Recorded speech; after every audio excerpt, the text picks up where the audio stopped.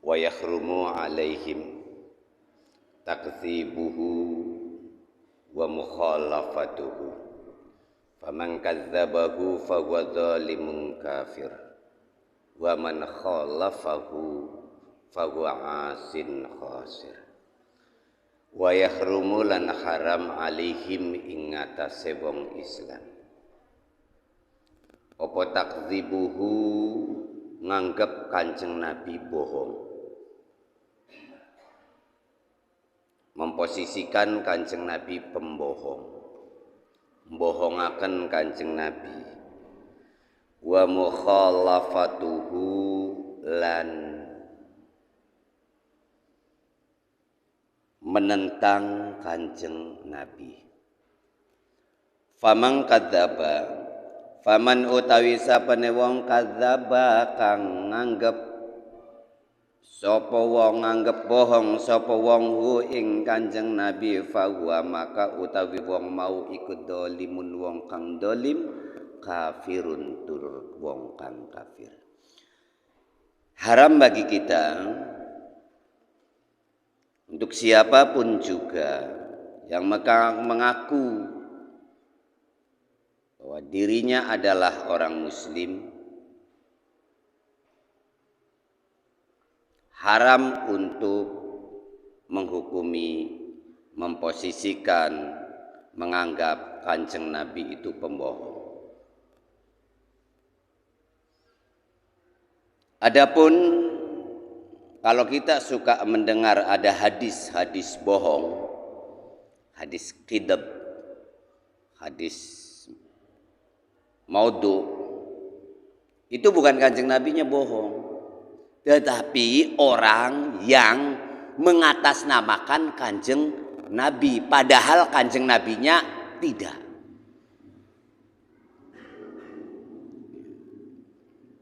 Kalau kita mendengar ada hadis-hadis bohong, itu bukan Kanjeng Nabinya yang bohong, tetapi orang mengaku mengatasnamakan ini hadis padahal itu bukan hadis. Itu yang dimaksud dengan hadis bohong. Kanjeng Nabi tidak pernah berbohong. Mengapa tidak pernah berbohong? Karena Kanjeng Nabi tidak punya kepentingan. Wong sing doyan bohong ku wong sing duwe kepentingan. Ketika orang ikhlas nggak mungkin bohong. Tapi kalau orang ada interest pasti. Untuk interestnya terlaksana pasti kadang-kadang dia harus berbuat bohong. Dan kita haram untuk memposisikan Kanjeng Nabi itu bohong. Wa mukhalafatuhu dan kita menentang Kanjeng Nabi. Faman kadzaba barang siapa yang memposisikan Kanjeng Nabi itu pembohong, Kanjeng Nabi itu pendusta, fahuwa maka wong kang punya keyakinan mengkonon iku zalimun wong kang dolim kafirun juga termasuk menjadi orang kafir.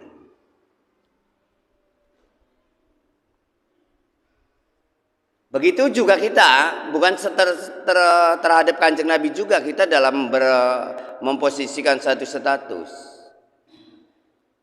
Orang Islam itu wajib sholat.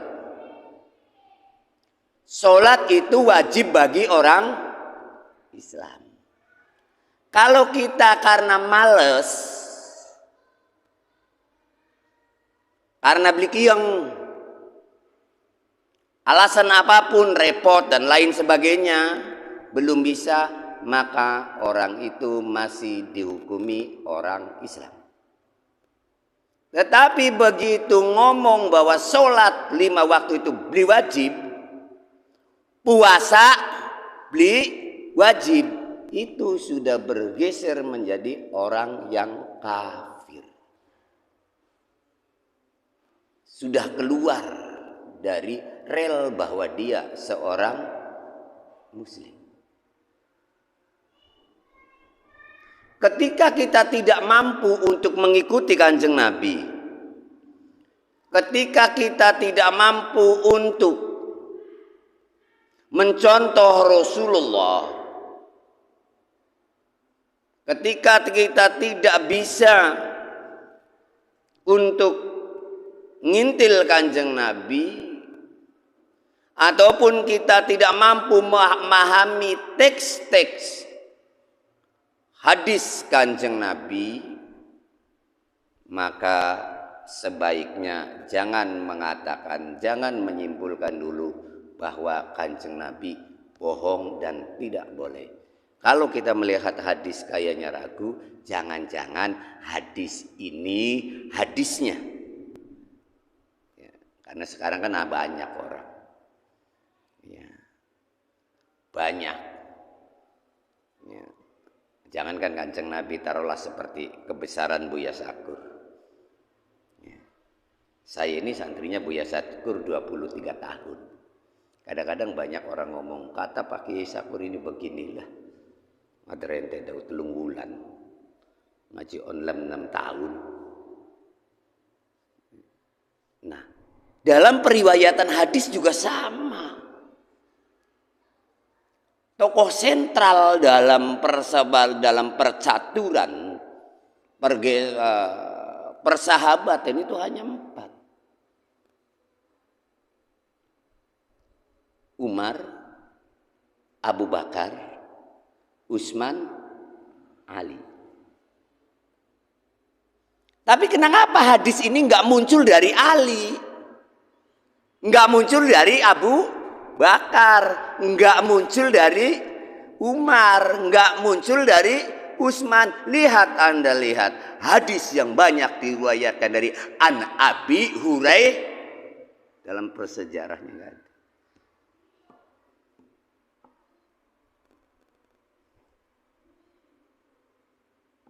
Itu untuk ahli sunnah wal jamaah. Untuk orang Syiah nggak mau pakai Abu Hurairah, dia pakai An Ali. Tapi kalau dalam logika, dalam sebuah persahabatan, ya masa santri Buya Sakur sing 7 tahun mung online dengan saya yang 23 tahun pesantren di situ 24 jam. Ya masa lebih tahu dia? Masa lebih tahu Abu Hurairah ketimbang Ali, ketimbang Umar, ketimbang Utsman, ketimbang Ali?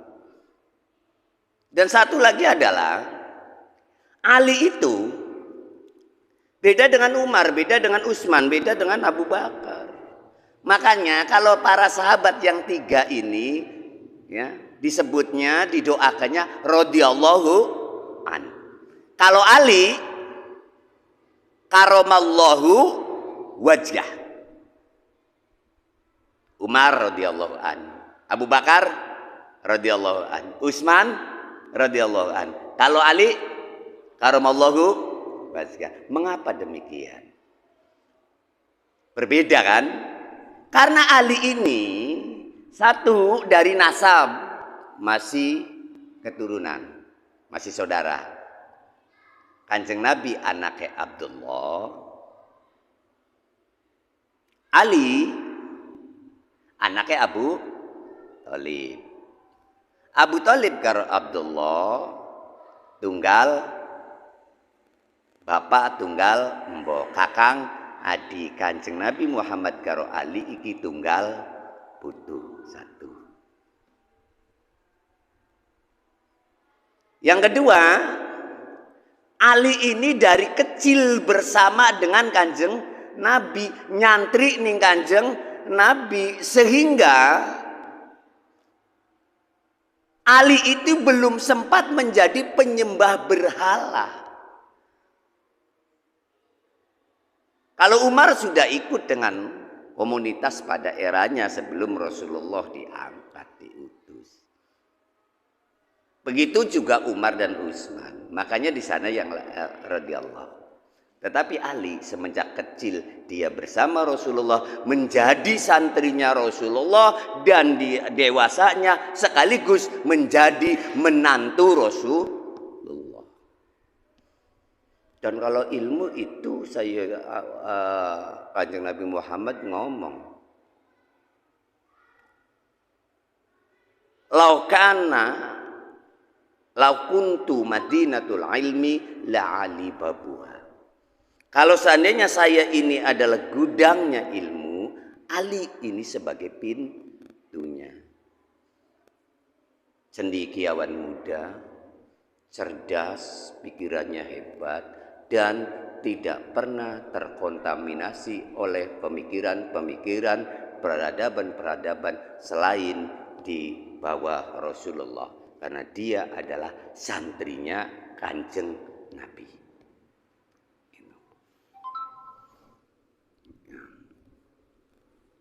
Itu harus. Jadi kalau kita mendengar hadis-hadis palsu, itu bukan, jangan langsung menduduh Kanjeng Nabinya bohong, tetapi anak wong sing ngaku-ngaku atas nama jare Kanjeng Nabi. Yang paling sepakat hadis palsu itu satu.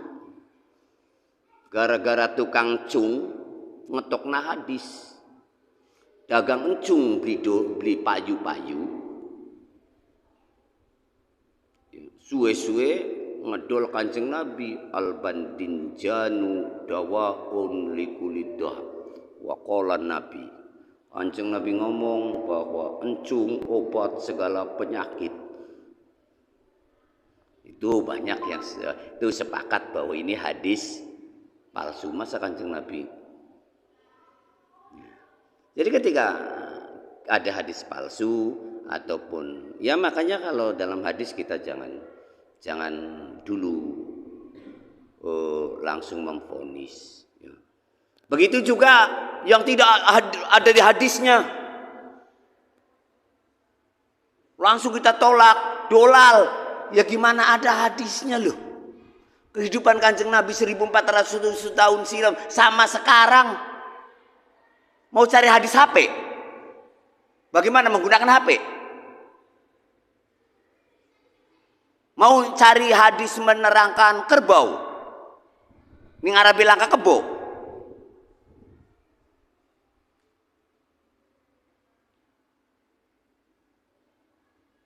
Ini karena teknologi kemajuan zaman itu merubah segala-galanya. Baka bengen pengertian silaturahmi ku teka dolan, bakakin mas silaturahmi ku cukup karo WA-an japri, lagi apa? Ini nggak bisa, nggak istilah akan berubah.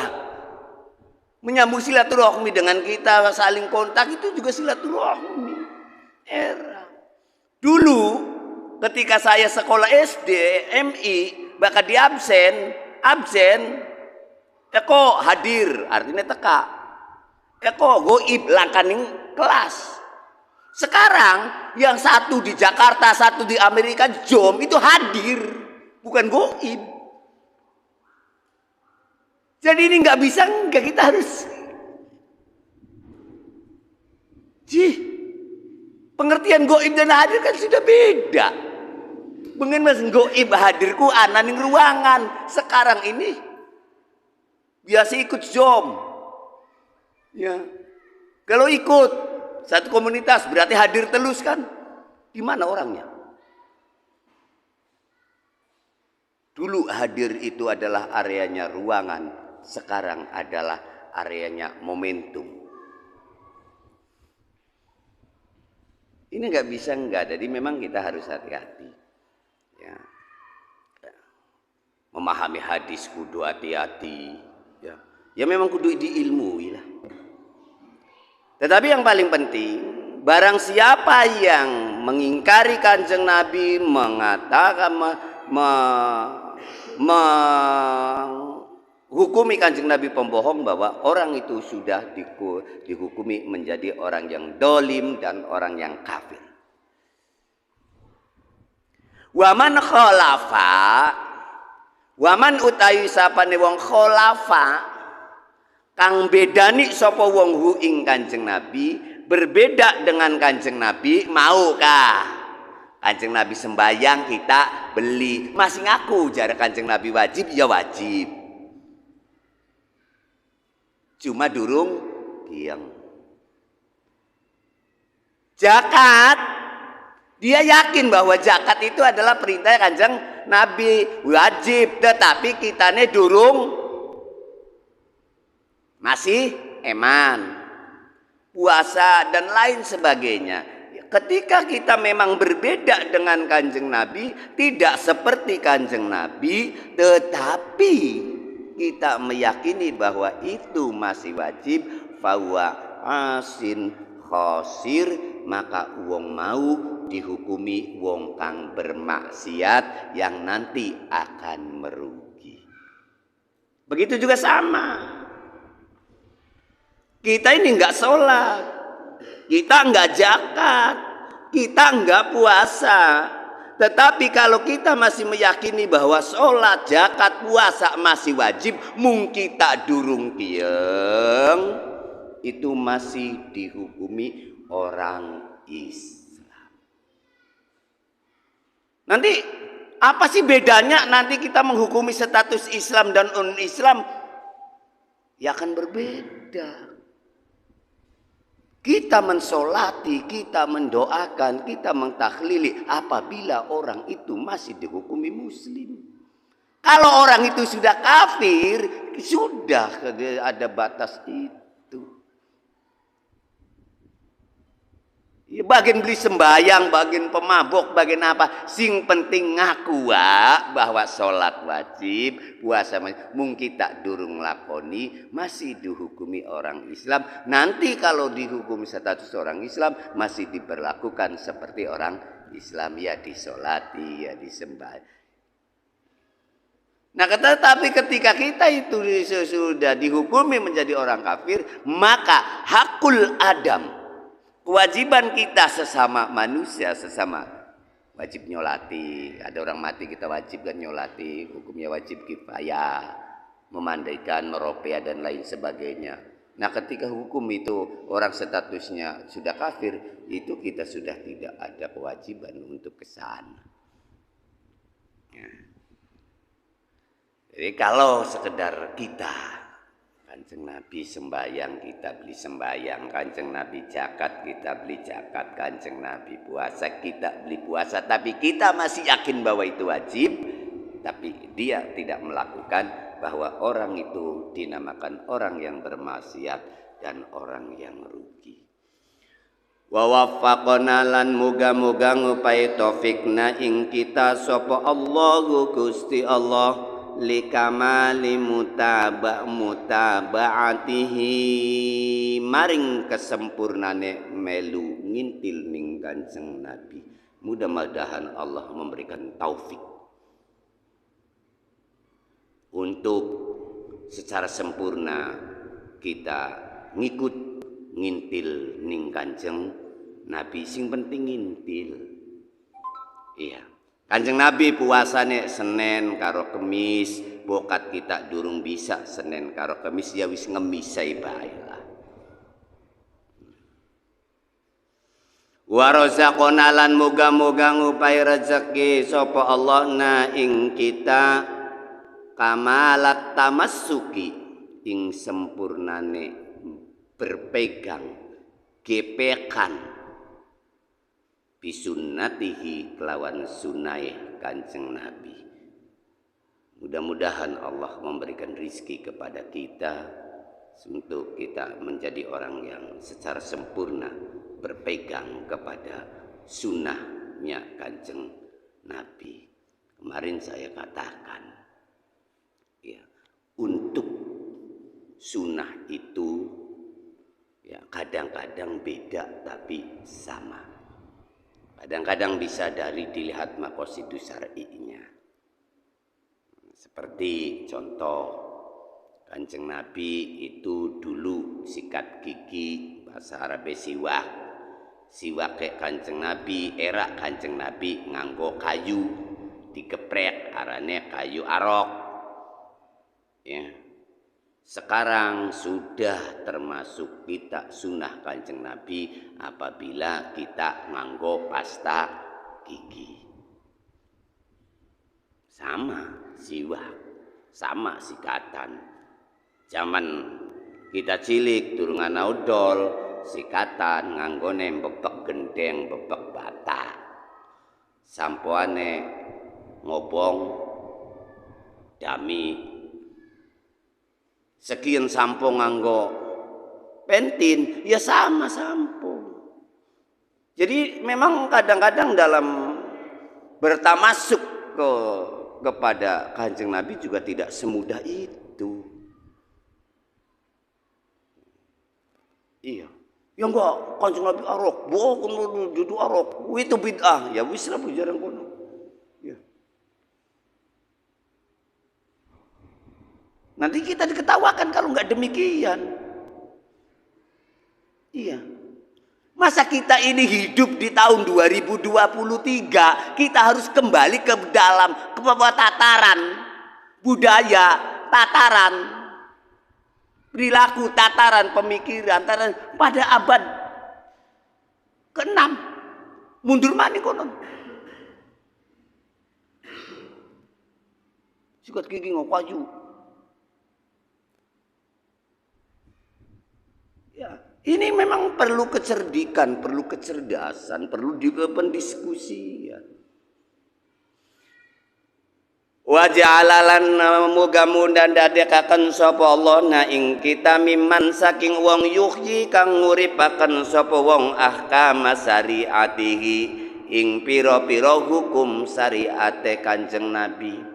Mudah-mudahan Allah menjadikan kita semua orang-orang yang menghidupkan syariat Kanjeng Nabi. Bokat durung bisa menghidupkan syariat Kanjeng Nabi, mudah-mudahan kita menjadi orang yang senang kepada syariat Kanjeng Nabi. Mudah-mudahan kita menjadi orang yang senang kepada orang yang menghidupkan syariat Kanjeng Nabi. Bokat nglakoni durung bisa nguripaken durung, seneng beli padu ada nyengiti ning wong sing lagi nguripaken syariate Kanjeng Nabi. Bokat nyengiti padu aja dadi wong kang ngrecoki. Bokat ngerecoki padu aja dari wong kang ngalang-ngalangi. Inilah yang disebut wa yasudduna an sabilillah, orang-orang yang menghambat jalannya agamanya Allah. Iya.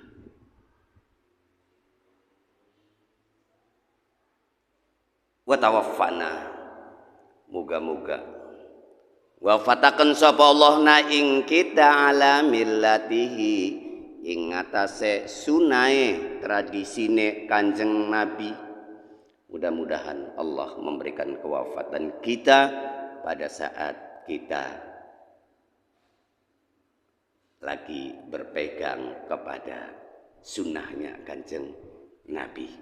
Jangan sampai terjadi kita wafat dalam keadaan hati kita lagi membenci orang-orang yang menegakkan syariat Kanjeng Nabi.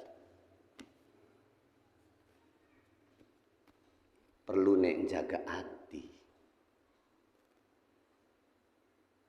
Sembayang iya. Iya. Ngaji iya. Puasa iya. Itu semuanya tidak bernilai. Tidak ada bandingannya apabila kita termasuk orang-orang yang menghambat dalam penegakan syariat Kanjeng Nabi. Wahasarona wahasarolan muga-muga ngumpulaken sapa Kanjeng Nabi na ing sapa Allah na ing kita fi zumratihi ing golongane Kanjeng Nabi.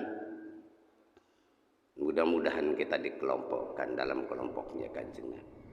Wa walidina lan muga-muga ing atase wong tua loro kita, wa auladina lan pira-pira anake kita, wa ikhwanina lan pira-pira sedulure kita, wa akhibbaina lan pira-pira wong kang nyenengi kita, wa jami'il muslimin wal muslimat lan sekabehane wong kang wis wong welanang Islam lan wong wadon Islam. Amin ya rabbal alamin. Sumayajibu nuli wajib alaihi ing atase wong apa ayat ta'allama yen tak belajar sapa wong. Setelah kita memahami makna syahadat asyhadu alla ilaha illallah. Awas bahwa waktu tong din.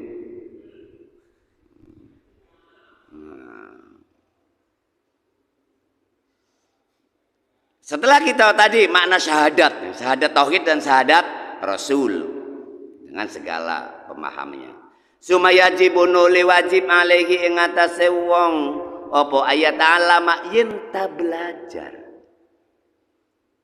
Kemudian kita umat Islam wajib untuk belajar. Belajar apa? Surutos sholati ing piro-piro sarate sembahyang. Wa arkaniha lan piro-piro rukune sembahyang, wa mubtilatiha lan piro-piro perkara kang batalaken sembahyang. Kita harus tahu. Karena kita tahu bahwa salah satu syarat sholat adalah menghadap kiblat, maka sebelum sholat itu kita cari posisi kiblat. Kalau membangun tempat yang untuk sholat yang pertama dihadapkan ke arah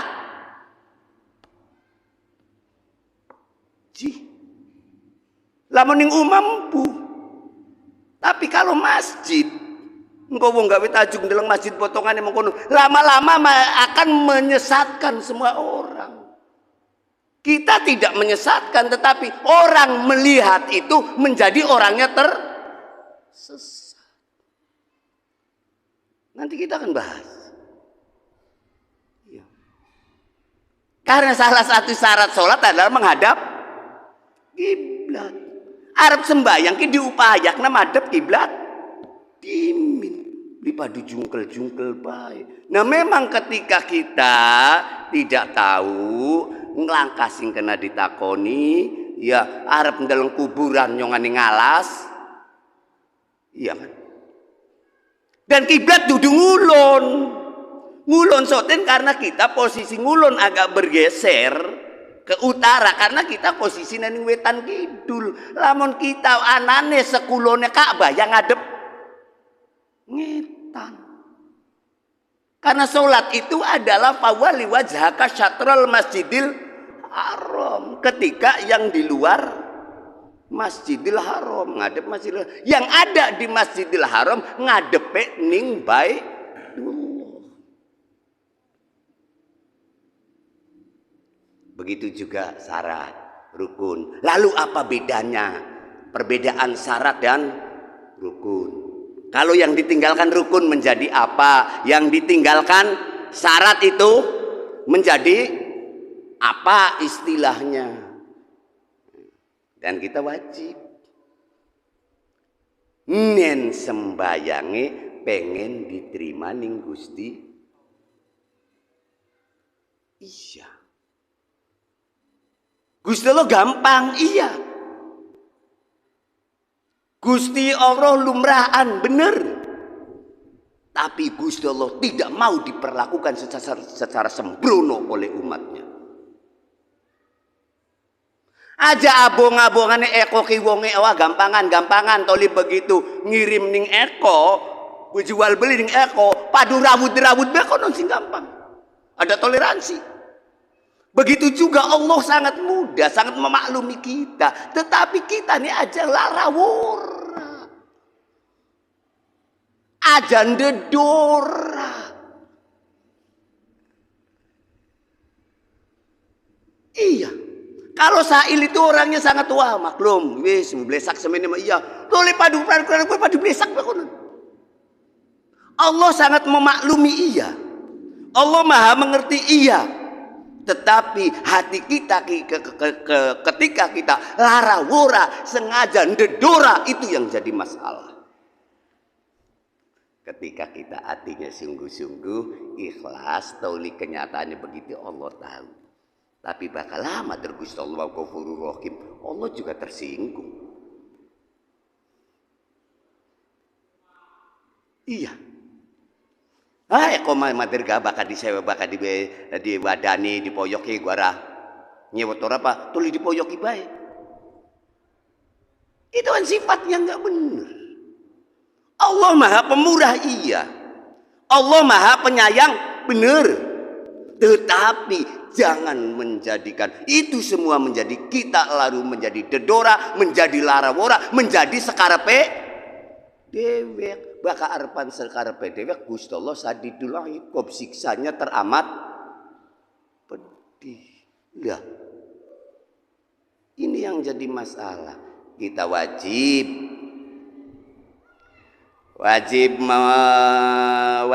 belajar surat, syaratnya sholat, rukunnya sholat, dan beberapa hal yang membatalkan sholat. Sulamun Najat ini adalah salah satu kitab kecil yang nanti akan berbicara secara khusus, yaitu tentang syarat rukun sembahyang. Nggak ada bab yang lain kecuali masalah sholat, dan nanti dengan wudhunya, dengan lain sebagainya. Tidak ada bab puasa, tidak ada bab lain. Kitab Sulamun Najat ini akan berbicara itu. Tadi prolog, ya. Prolog itu makna syahadat tauhid dan syahadat Rasul. Bahwa kata kitab Sulamun Najat, kita semua wajib. Kapan wajibnya belajar? Minal mahdi ilal lahdi. Mudah-mudahan majelis yang digagas oleh ketua DKM ini menggugurkan itu semua dan menjadikan kita orang yang lagi belajar. Bagian belajar bari gerombolan, bagian ning umah bari ngrongokna, bari ngopi. Mudah-mudahan ini menjadi momentum, menjadi satu kondisi kita belajar. Iya. Ya mau wis tua, nyon cilik belajar sih. Terus sembayang kan kudu bener. Iya. Yang belajar itu yang apa? Yang belum kita bisa. Bakal bisa ya ngajar. Oke Kang. Den. Dah. Bisa durung Den. Jadi kata kitab Sulamun Najat, ya, kita wajib untuk belajar syarat rukun sembahyang. Makanya kalau kita mau mendetail masalah fikih, bagaimana sholat ketika berjamaah di masjid, di luar masjid, ya, gimana kalau ke samping, gimana syarat makmum dan imam, itu kan harus kita bicarakan. Ya kalau kan wes gak akan dikelapur sembahyang, ya karena dia tidak pernah mondok, karena dia tidak pernah belajar berbagai kitab. Ya Bu, ya yang sebagai pemimpin, penyeru, ya keder diterangna diarani rewel, beli diterangna, ya uslah. Kadang-kadang disengiti, ya los lah. Saya hanya menggugurkan kewajiban saya sebagai resiko orang yang tahu. Contoh, bangun masjid karena nanti jadi percontohan kan, tajuk dalam posisi masjid kan. Saya cukup sekedar mengusulkan kiblat harus posisi. Setelah itu selesai tanggung jawab saya untuk mengarahkan itu. Dan ketika ada tersesat, saya sudah bebas tanggung. Enak, jangan gak bisa memaksakan. Iya, susah.